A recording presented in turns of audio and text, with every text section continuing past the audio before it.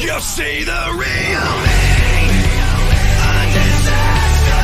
The secrets that I keep locked like a monster. Hey everyone, and welcome to Darkson Gaming. My name is Chris, and in today's video we are going to be talking about the 350 million download celebration, and it's going to be Planet Namek Saga.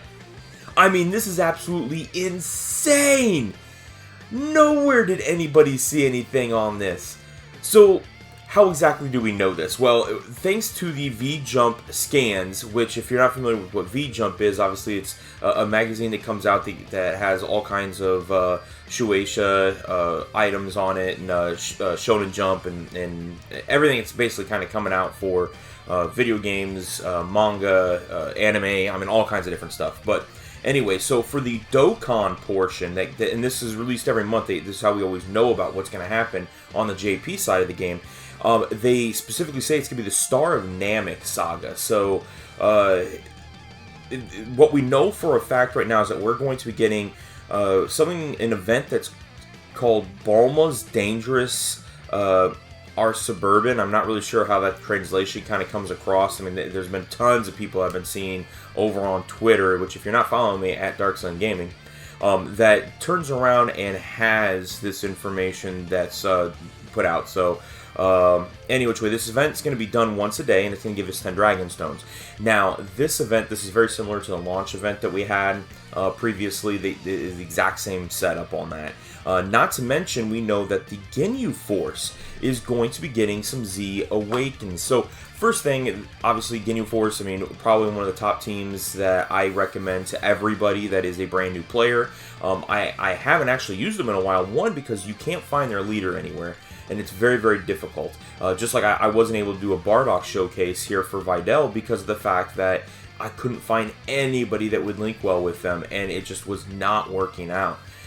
So, very, very difficult, but, I mean, at least with the Ginyu Force getting an easy A, hopefully some people will be able to run them, and these guys are very good. I mean Jace, he turns around, he actually can foresee, just straight up, his ability is foresee enemy super attacks, which then you can turn around and throw Captain Ginyu on there, because he has a 50% damage reduction. Goldo does stunning, Birder's all about dodging, and Rakum's all about just damage. This,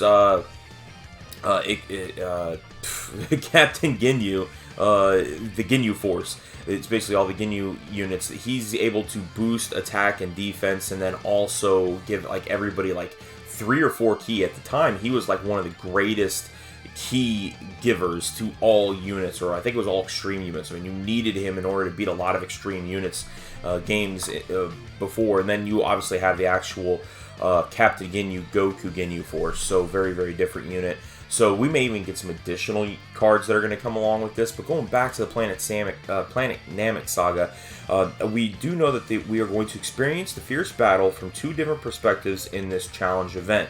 So shout out to Hydros. That's the one, the name that I'm actually, or the information I'm actually reading straight off of over on Twitter. So that is how we're looking at getting that. So wow, I mean, just something I just was not thinking. Nowhere did anything show us that we were going to turn around and actually end up getting this. I'm just dumbfounded right now. I mean, I just woke up to all the news and seeing everybody kind of going nuts on it.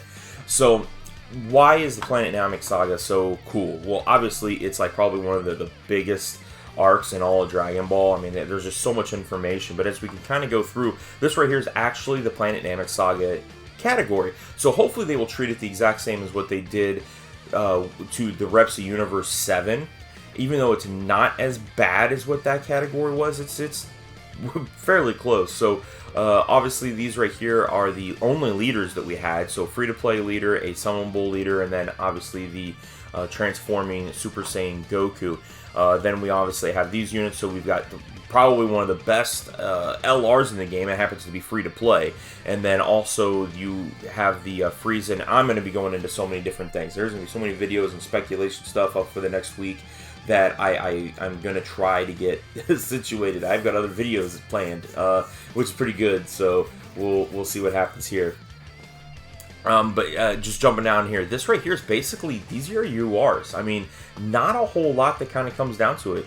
We have a Nail, and we have this Piccolo, which that's the only Piccolo representing. I mean, he has a huge bout with second form Frieza. Then you sit there and see, okay, we've got the Goku. We've got really, what, 1, 2, 3, 4 Gokus. I could see us maybe doing like a Kyle Ken times 10 or times 20. This unit right here actually hasn't been around in forever. I think this was the 250 million download celebration type of special unit, but that it never went into the general pool. It was really weird. But a halfway decent card, so any of these things could turn around and end up getting an easy A. And then this guy right here, I guess just kind of going through a little bit further, Nameks. We'll just kind of go through my whole entire chain that I had.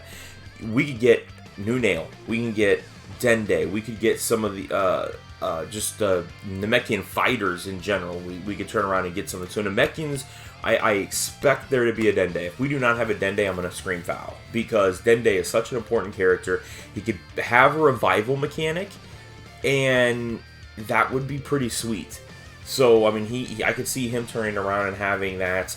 I remember when I always used to think about about Dende coming out, that he was going to be just a straight, like, healer or an active skill healer. But now they have Revival. He's a perfect Revival character. So I could see him turning around. But those were really the big ones. So Namekians could get a boost from all this. But then we have this guy right here, along with this Vegeta. Both of these guys are from the Namek Saga. They're both intelligence 50% leads. So I expect there to be something with these guys. I think this is going to be pretty big. And maybe that also means maybe we'll finally get the category leaders back, because, man, those things are rarer than anything. And actually, I already have the blue stones. I remember getting blue stones just because I'm going to buy this guy as soon as he comes through. I'm not even messing around with the banner. They're at 55%. They really probably just need to be added into the general pool at this point. They are just so hard to find. I mean, I know it's a gasp at trying to get people to summon on those banners, but I mean, man, the units they're okay. If you're running a mono team, they're very good. But even at that standpoint, every single one of them needs easy A's. Because even though you get the 20% attack and defense per key sphere obtained, they're just not that great.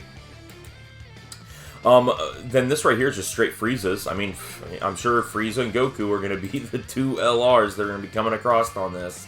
So, I mean, those are going to be the two main ones. And who knows what the LR is going to be for Part 2. I mean, again, that could be just about anyone, anything. But really kind of taking a look. I mean, I really would like to see like maybe a Frieza Force as the new category, because you could just add so many different units that could turn around and make that very, very good.